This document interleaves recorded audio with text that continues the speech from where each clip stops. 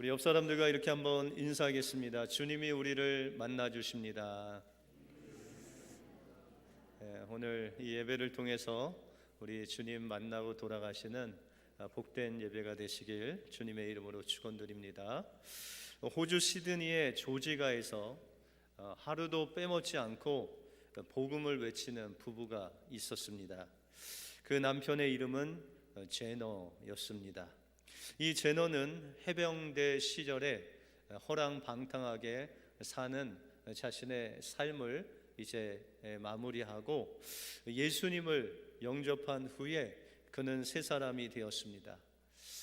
자신의 그 방탕함 속에서 살던 자기를 주님의 은혜 가운데로 인도하신 그 주님의 은혜를 생각할 때 너무나도 감격해서 그는 하나님 앞에 이렇게 서원을 했습니다. 하나님, 주님께서 저에게 베푸신 그 사랑이 너무 큰데 그 사랑을 어떻게 하나님께 갚겠습니까? 제가 평생 매일 하루에 10명씩 전도를 하겠습니다 라고 했습니다. 그리고 아주 짤막하게 3마디를 사람들에게 전하는 그런 전도를 했습니다. 그 3마디가 첫 번째는 신뢰합니다. 두 번째는 당신은 예수님을 믿고 구원을 받았습니까? 세 번째 마디는 당신이 오늘 죽는다면 천국에 가실 수 있습니까? 이 3마디를 매일 10명씩에게 매일 같은 장소에서 전했습니다. 그러니 1년이면 3,650명 아닙니까? 10년, 20년 그 일을 한 40년 평생을 했습니다. 그런데 이렇게 40년을 하루도 빠지지 않고 3마디 짧은 전도였지만 사람들에게 전도를 했는데 눈에 보이는 열매는 보이지 않았습니다. 그래서 그들은 스스로 나는 열매 없는 열심을 내는 자였구나라는 그런 마음을 늘 가지고 있었습니다. 그런데 이 제너를 아는 한 목사님께서 세계 곳곳에 복음을 전하러 다니는 그런 분이셨는데 이 목사님이 가는 그 곳곳마다 이 제너가 전한 그 복음을 듣고 예수를 믿었다는 사람들이 곳곳에서 발견되었습니다. 그리고 인도에서 온 외교관은 그가 부임하고 또 어린 아이와 함께 데리고 장난감을 사주러 가다가 그 제너의 전도를 받고 인도에 가서 인도를 하나님 품에 인도하는 인도의 전도자가 되었습니다. 이렇게 수많은 사람들이 또한 선교사 중에도 그 제너의 복음을 듣고 예수를 믿고 선교사가 된 사람이 수많이 있는 것을 알게 되었습니다. 그 숫자만 해도 14만 6천 명, 신천지에서 얘기하는 14만 4천 명보다 많은 사람들을 전도를 했다는 것입니다. 그래서 이 목사님이 이 사실을 알고 그 감격 속에서 돌아와서 그 제너의 부부를 맞이할 때는 몸이 아주 약해서 병약해서 그 침상에 누워 있습니다. 목사님이 이런 소식을 그에게 전해주면서 당신의 그 40년 평생 전도는 열매 없는 그런 전도가 아니라 하나님께서 이 수많은 사람들을 열매 맺게 하셨습니다. 그 기쁜 소식을 듣고 제너는 한 2주 후에 주님의 품에 안겼습니다. 그리고 그 장례식에서 목사님은 그 제너를 향해 말씀하기를, 제너 부부여, 당신들은 천국에서 가장 유명한 사람이 될 것입니다 라고 그렇게 설교를 하셨습니다. 하나님이 주신 은혜에 감격해서 사람들이 알아주나 알아주지 않나, 비가 오나 눈이 오나 그 한 장소에서 그 짧은 복음을 10명씩 전한 그 전도의 복음의 그 사명을 감당할 때 하나님께서는 하나님의 방법으로 수많은 사람들이 주님께로 그 복음을 듣고 돌아올 수 있도록 그를 사용하셨다는 것입니다. 하나님께서 여러분들이 있는 그 자리에서 여러분들이 주님이 주신 그 주님의 사랑에 감격하여 살아가는 그 모습을 통해서도 여러분들을 통해서 수많은 사람들이 예수님을 믿고 돌아오는 놀라운 역사를 베풀어 주실 줄 믿습니다.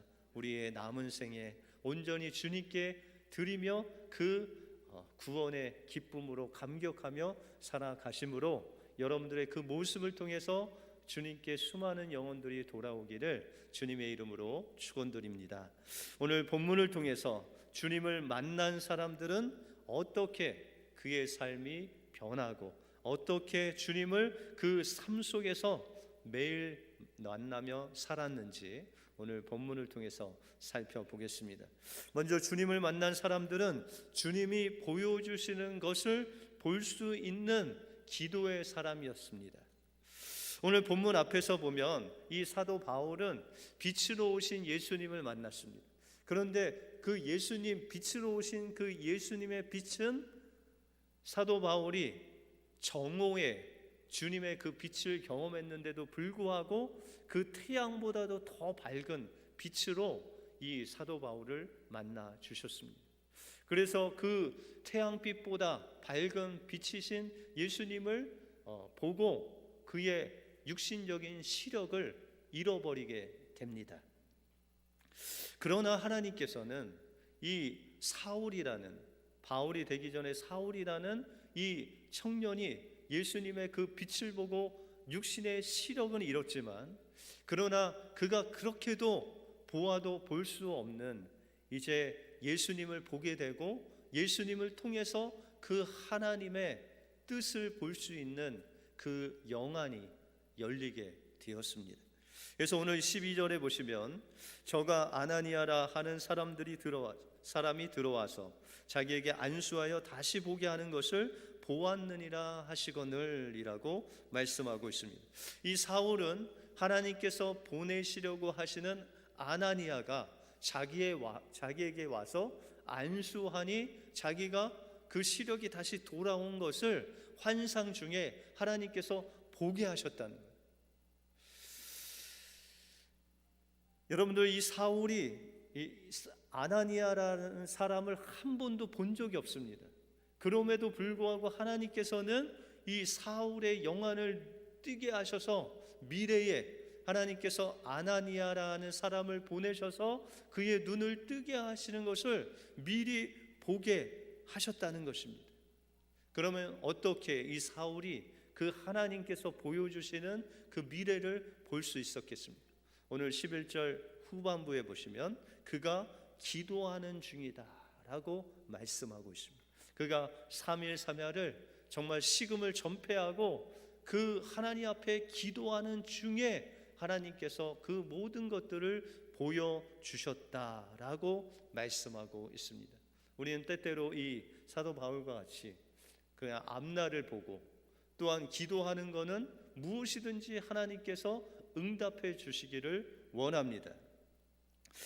그래서 우리가 응답을 받기 위해서 정말 하나님 앞에 기도하는데, 그러면 어떻게 하면 우리가 무엇이든지 기도하는 그 기도를 응답을 받을 수 있을까요? 여러분들, 마태복음 6장에 보시면 이방인들의 기도의 특징에 대해서 말씀하고 있습니다. 그 이방인들이 기도하는 특징은 중언부언하는 것. 그러니까 자신들이 원하는 것을 계속해서 반복해서 구하는 것입니다. 왜 그렇게 반복해서 구할까요? 여러분들, 이방인들이 섬기는 신들은 돌이나 나무나 뭐 이런 것으로 되어 있기 때문에 그의 기도에 응답할 수가 없습니다. 그래서 그들은 계속해서 반복하면서 기도하다가 그 반복적인 기도를 통해서 마음에 뭔가 확신이 오면 그들은 그것이 응답인 양 살아갑니다. 그래서 그들은 중언부언합니다. 그런데 우리 믿는 자들은 하나님께서 중언부언하는 기도를 하지 말고, 우리 요한복음 15장 7절에 보면 너희가 내 안에 거하고 내 말이 너희 안에 거하면 무엇이든지 원하는 대로 구하라, 그리하면 이루리라 라고 말씀하고 있습니다. 우리 믿는 자들의 기도는 무엇입니까?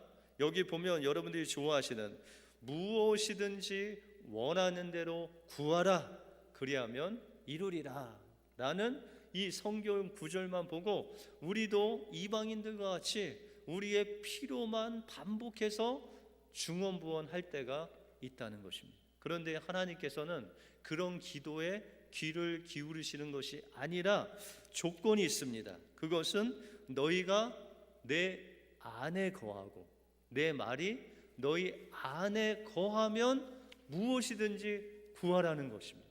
여러분들, 사도 바울이 지금 기도 가운데 있는데 사도 바울이 자신의 필요를 위해서 구한 것이 아니라 하나님께서 예수님을 만나고 나니까 그의 영안이 열려져서 하나님께서 자기를 향하신 그 뜻을 발견하게 되는 거예요. 아나니아가 와서 기도해주면 또한 그의 눈이 열리는 것도 보고, 그뿐만 아니라 주님께서 그를 향하신, 그를 만민에게 복음을 전하라고 이방인의 사도로 세워주셨다는 것을 또한 그 기도 가운데서 응답을 받았다는 것입니다. 여러분들, 이렇게 그가 응답 받을 수 있었던 것은 바로 그가 주님 안에 거하게 되었다는 것.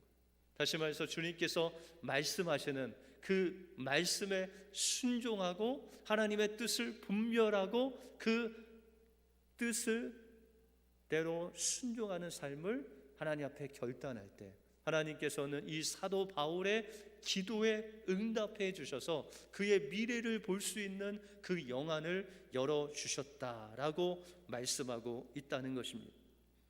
우리가 열왕기하 6장에 보시면 엘리사 선지자가 나옵니다. 엘리야의 제자인 엘리사 선지자가 그가 있을 당시에 이스라엘 백성들을 늘 공격했던 나라가 있는데 그 나라가 아람 나라였습니다. 여러분들, 아람 하면은 나아만 장군이 생각나시죠? 이런 아람 나라가, 그런데 그 고충이 있었어요. 어떤 어려움이 있었냐면 이스라엘 백성들을 공격하려고 전략을 세워서 그 공격만 하면 이스라엘 백성들이 어떻게 알았는지 준비를 하고 그것을 준비하고 또한 그것을 대적하는 거예요. 여러분들, 아무리 싸움을 잘해도 그 모든 전략을 미리 알고 준비하면 그 준비하는 사람을 이길 사람이 없는 거예요. 그래서 이 아람 사람들이 너무 이상해서, 이 왕이 너무 이상해서 어떻게 이스라엘이 우리의 이 작전을 늘 간파하고 있냐라고 이 종들을 다그쳤어요. 근데 알고 보니까 이 이스라엘에 엘리사라는 선지자가 있는데 그 선지자가 그것을 이스라엘 왕에게 고한다라는 소문을 들었어요. 그래서 아람 왕이 엄청난 군대를 데리고 엘리사 집을 완전히 포위했어요. 그때 엘리사와 같이 있던 사환, 종이었던 게하시가 그 아람 군대가 포위한 것을 보며 두려워하면서 몸둘 바를 몰라 합니다. 그때 엘리사가 그 두려워하는 게하시를 바라보고 이야기하기를, 두려워 말라, 우리와 함께한 자가 저와 함께한 자보다 많다라고 이야기를 하는 겁니다. 여러분들, 우리 인간의 눈으로 볼 때는 그 아람 군대가, 수만의 아람 군대가 그 한 집을 포위하고 있는데 이 엘리사 선지자가 말하는 것은, 야, 저의 군대의 숫자보다 우리가 더 많다라는 거예요. 그래서 게하시가 속으로 얼마나 비웃었겠습니까? 그런데 하나님께서 그 엘리사의 기도를 들어주셔서, 하나님, 저 게하시의 눈을 뜨게 하여 주옵소서. 그랬더니 하나님께서 그 게하시의 눈을 뜨게 하셨는데 하늘에서 천군 천사가 내려오는데 불말과 불번거가 이 아람 군대를 포위하고 있는 거예요.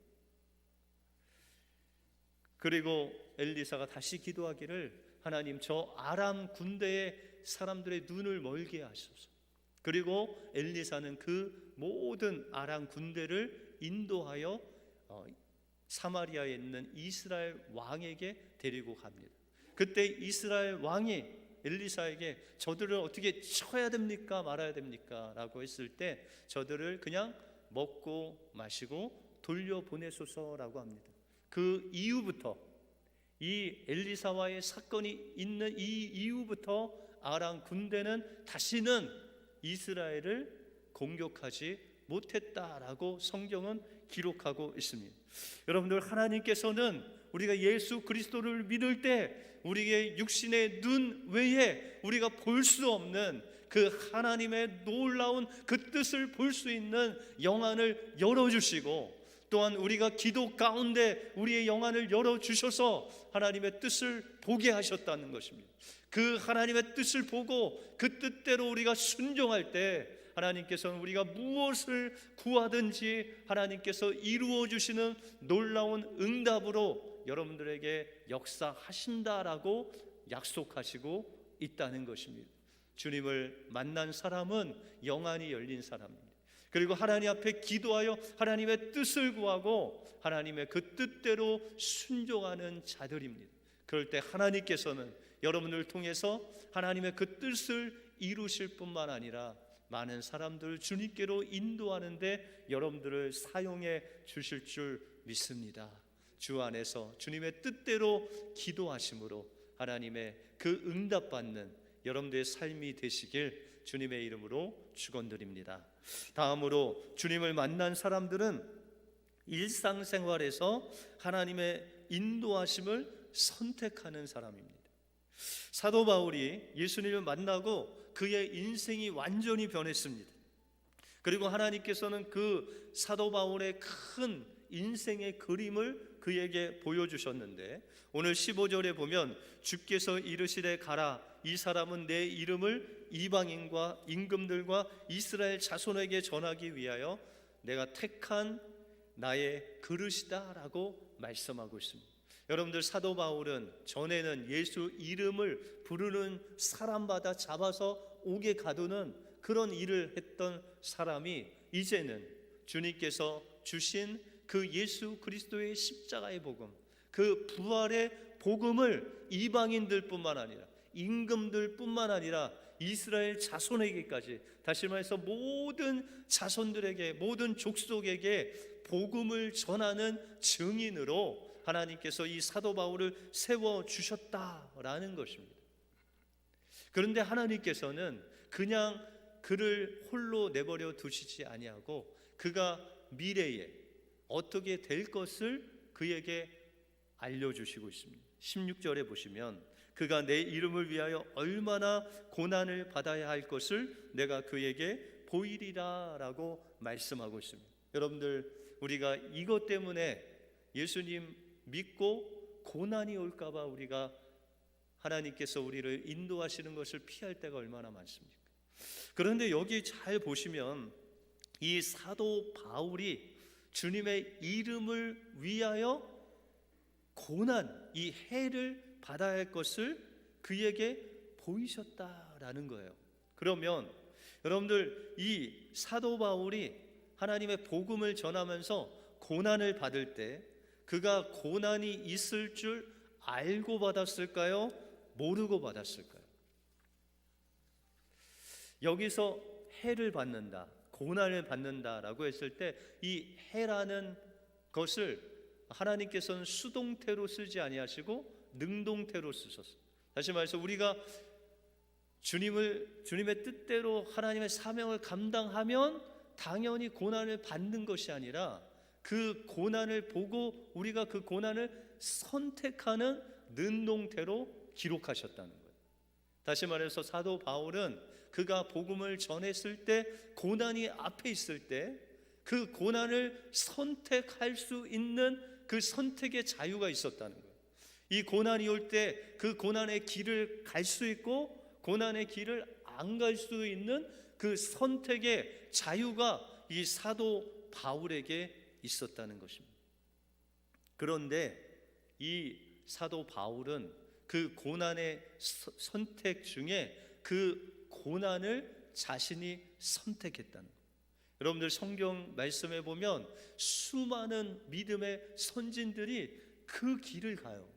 그런데 그냥 그 고난이 따라오는 것이 아니라 이 사도 바울에게 말씀하신 것 같이 우리가 그 길을 가다 보면 고난이 있는데 그 고난을 피할 수 있는 그 선택권도 우리에게 있다는 것입니다. 그런데 우리가 그 고난을 선택했다는 거예요. 왜요? 그 길이 생명의 길이기 때문에, 그 길로 가야만 우리가 영원한 생명을 누릴 수 있기 때문에 때로는 고난이 와도 그 길을 기뻐하며 갈 수 있었다라는 것입니다. 여러분들, 사도 바울이 사도행전 21장에 보면 이제 3차 전도 여행을 마치고 예루살렘으로 가려고 해요. 그런데 이 아가보라는 여제자가 하나님 앞에 예언을 받아서 그에게 예언하기를, 내가 그 예루살렘으로 가면 유대인들이 띠를 띄어서 이방인들에게 넘길 것이다 라고 예언을 합니다. 그런데 이 예루살렘에 가면 환난과 고난이 있는 것을 그 전에 성령님께서 이 사도 바울에게 알려주셔요. 그래서 아가보는 사도행전 21장에 나오는데 사도행전 20장을 보면 성령께서 사도 바울에게 미리 알려주신 대목이 나옵니다. 사도행전 20장 23절에 보시면 오직 성령이 각 성에서 내게 증거하여 결박과 환난이 나를 기다린다 하시나. 여러분들, 성령이 미리 너 예루살렘 가면 고난받고 환난 받을 것이다 라고 성령께서 미리 알게 하셨다는 거예요. 그런데 이 사도 바울이 그 고난이 있는 줄 알고도 고백하기를, 나의 달려갈 길과 주 예수께 받은 사명 곧 하나님의 은혜의 복음 증거하는 일을 마치려 하면은 나의 생명도 조금도 귀한 것으로 여기지 아니하겠노라 라고 고백하고 있다는 거예요. 여러분들, 예루살렘으로 가면 이 유대인들에게 잡혀서 재판장에 넘겨지고 그 이방 땅으로 감옥으로 가서 고난받을 것을 미리 알려주셨음에도 불구하고 이 사도 바울이 그 고난을 선택한 거예요. 그 고난을 길을 간 거예요. 왜요? 하나님께서 주신 그 하나님의 은혜의 복음을 내가 땅끝까지 전하는 것이 바로 내가 살 길이기 때문에 사도 바울은 그 길을 가고 있다는 것입니다. 한국 선교교 역사에 지대한 영향을 주셨던 이성봉 목사님, 부흥사였던 그 목사님의 자서전에 보면 이런 이야기가 나옵니다. 저기 한국 땅끝 마을에 가면 섬이 한 200개가 넘는 섬이 있다고 합니다. 그런데 그 작은 섬에 정씨 집안에 며느리가 한 명이 들어왔대요. 근데 키도 작고 얼굴도 그렇게 예쁘진 않은데 하는 일이 예뻤대요. 뭐 바느질도 잘하고 밥도 잘하고 뭐 시부모님을 정말 자기 부모님 같이 섬기고. 그래서 이 처음에 시부모님이 그 며느리를 봤을 때 복덩이가 들어왔다 막 하면서 그 며느리를 막 기뻐했어요. 그래서 온데방네 다 며느리 자랑하고 다녔습니다. 그런데 1년이 지나고 2년이 지났는데 아이 소식이 없는 거예요. 여러분들, 예전에 아이 없으면 어떻게 되죠? 뭐 당하죠? 소박당하잖아요. 그런데 아무리 기다려도 3년이 지나고 4년이 지나도 아이가 생기지 않아요. 그때부터 이 시부모님이, 시어머니가 애도 못 낳는 여자라고 계속해서 시집살이를 시킵니다. 모든 그 어려운 것들 계속 시킵니다. 어느 날 죄인처럼 부엌에서 설거지를 하고 있는데 그 시부모가 그 방으로 부르더니 보따리 하나를 탁 던져주면서 친정에 가서 쉬고 있어라 라고 하는 거예요. 뭐 좋은 말로 쉬는 것이 소방 맞은 거예요. 그 친정으로 가라는 거예요.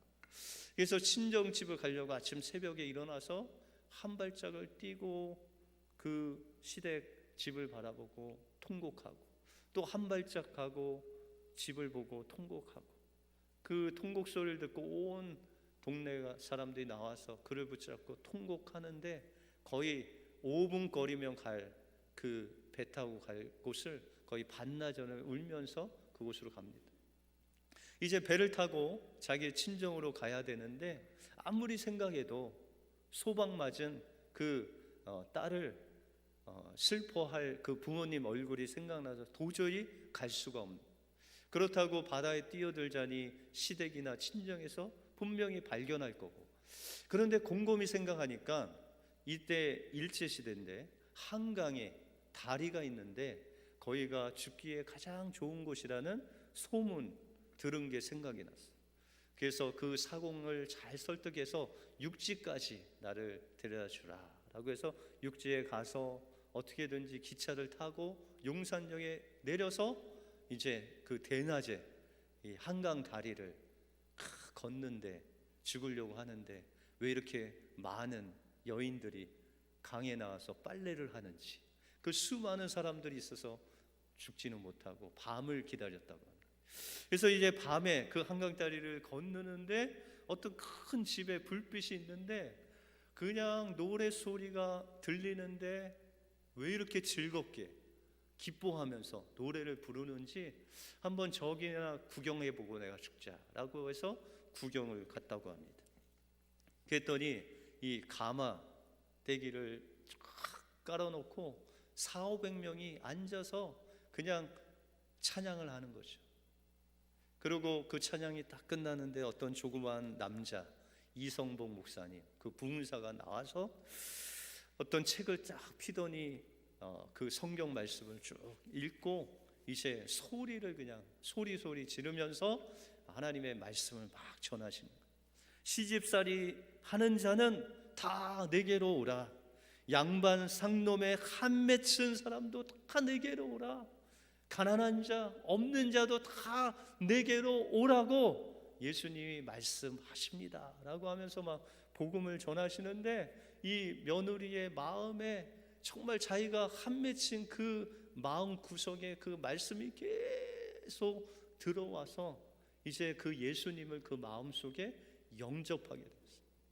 이제 3시간 동안 부흥회를 마치고 사람들이 다 돌아갔는데 장로님과 이 부흥사 목사님이 이제 차를 한 잔 마시면서 이야기를 하려고 하는데 그 문 밖에서 계속 그냥 간절한 그 통곡 소리가 있는 것입니다. 그래서 장로님이 가서 보니까 그 며느리가 통곡을 하면서 우는데 그가 말하기를 예수가 누군디 나 같은 여자도 오라 하시는지 하면서 통곡하고 예수님이 누구한데 나같이 이 소박 맞은 여자도 받아주시는 그 예수님이 누구냐고 하면서 그냥 통곡을 하더래요.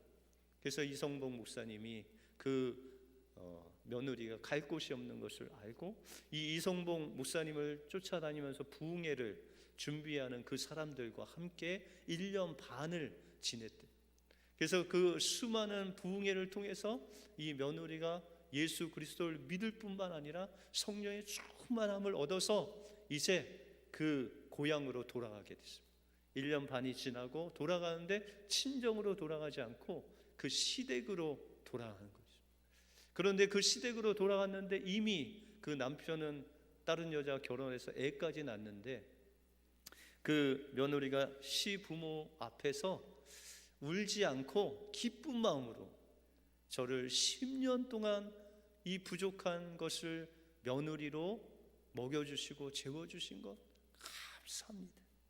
제가 그 은혜로 인해서 예수님을 만났고 소박을 안 맞았으면 이 예수님, 좋으신 예수님을 못 만났을 텐데 내가 예수님 만나서 이렇게 기쁩니다 하면서 그 시부모에게 복음을 전했어요. 그랬더니 그 시아버지가 그 열정적으로 전하는 그 복음을 듣고 예수를 영접하고 통곡을 하면서 그 며느리의 손을 잡고 너 믿는 예수님 나도 믿게 좀 해주라 라고 하면서 통곡을 하면서 그 시아버지가 며느리한테 부탁을 합니다. 그러면서 그 시아버지가 며느리한테 내가 논 12마지기를 너한테 줄 테니 우리 집 며느리는 너밖에 없다. 그것으로 먹고 살아라. 그래서 그 12마지기면 몇 평이에요? 한 2,000평 돼요. 그 엄청난 땅을 소유하고 그것을 일꾼들에게 다 맡기고 그는 그 주위에 있는 200개의 섬을 돌아다니면서 복음을 전했대요. 그래서 뭐 집집마다 간 거 아니라 섬에 딱 들어가서 예수 사랑하시면 그 찬양을 한 10번 20번 그냥 목이 터서라고 부른대. 그러면 동네 사람들이 다 몰려오고 아이들까지 몰려오면 그제서야 쌍놈도 양반도 가난한 자도 시집살이한 사람 다 오라고 주님께서 말씀하신다고. 복음을 그냥 자기가 들은 거를 전하니까 무릎을 꿇고 예수를 영접하고 돌아오는 사람들이 막 생기는 거예요. 그렇게 1년을 하니까는 수많은 믿는 사람들이 생겼어요.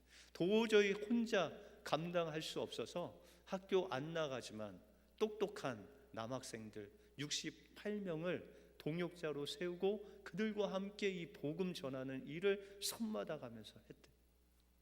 그 68명이 모두 목사가 되고 그 중에 한 분이 대학교 성교회 CCC를 창립하신 김중곤 목사님이 나오셨고, 또한 목포에서 성결교회로 유명한 이만식 목사님이 그 68명 중에 나와서 그 68명을 중심으로 한국 성결교 교단이 세워지는 밑거름이 되었다는 거예요.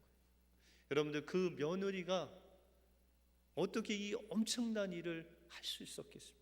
그가 예수 그리스도를 믿고 나니까 영안이 열려서 주님 그 전하지 못하면 살 수 없을 정도가 되어서 그 복음을 그 시집에 그 섬마다 정했을 때 하나님의 놀라운 역사가 일어났고, 정말 성결교단이 세워질 만한 그 일꾼들을 배출해내는 놀라운 역사가 그 며느리 연약한 한 사람을 통해서 이루어졌다는 것입니다.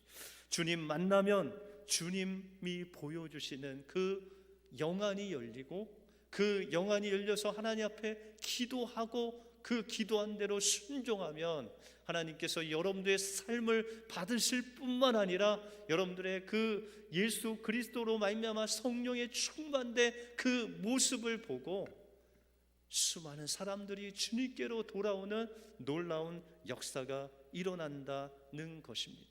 그러므로 주님을 만난 우리들은 세상을 보는 그 눈대로 사는 자들이 아니라 주님께서 열어주신 그 영안을 가지고 하나님의 뜻을 기도하며 구할 때 하나님께서는 여러분들에게 하나님의 그 깊은 뜻을 보여주실 뿐만 아니라 성령에 충만되어 그 뜻을 이루어 나갈 때 여러분들을 통해서 수많은 사람들이 주님께로 돌아오는 주님을 만난 그리스도인들이 될 줄로 믿습니다. 이 은혜가 여러분들 삶 속에 임하시길 주님의 이름으로 축원드립니다. 기도하겠습니다. 하나님 감사합니다.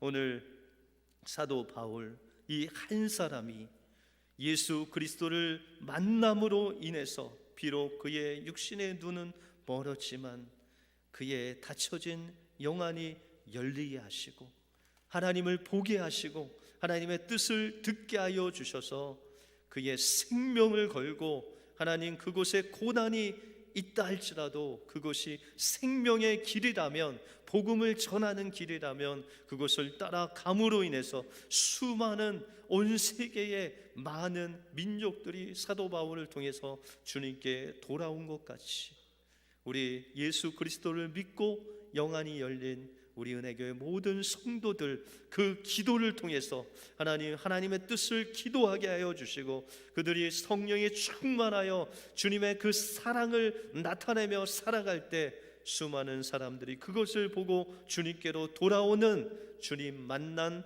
그리스도인으로 제자로 하나님 앞에 서게 하여 주시옵소서. 모든 것 주님께 감사드리오며 예수 그리스도 이름으로 기도하옵나이다. 아멘.